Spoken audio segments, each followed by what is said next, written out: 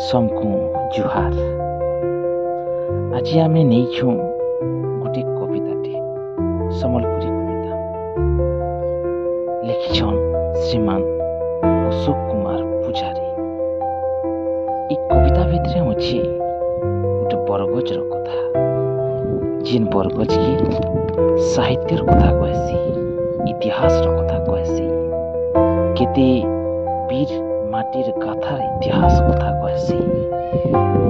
जिन इतिहास पढ़ी करी सुनी करी आमर भितरे से देश भावना, देश प्रीतिर महकटा आसी जासी। से भली गोटे कविता होची आमर मुई से बरगज। कवितार शीर्षक होची मुई से बरगज, लिखिछन अशोक कुमार पूजारी। आरंभ करमा।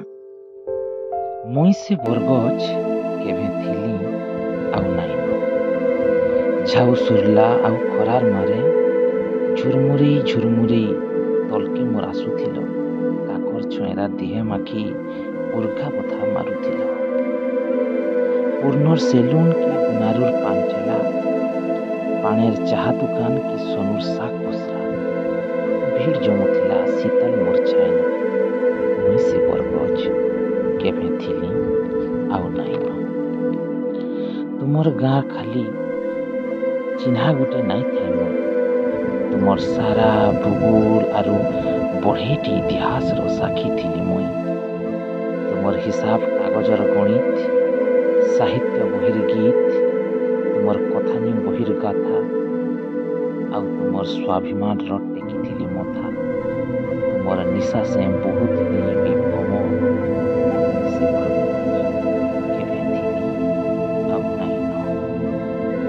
मोर पास की जेभे आसीछ, गुनगुनो थिली केते कथा केभे सुनिछ।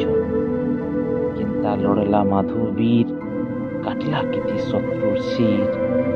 लड़ी भिड़ी गले भिरी कछा, जीवन तेजले मुरी मेचा।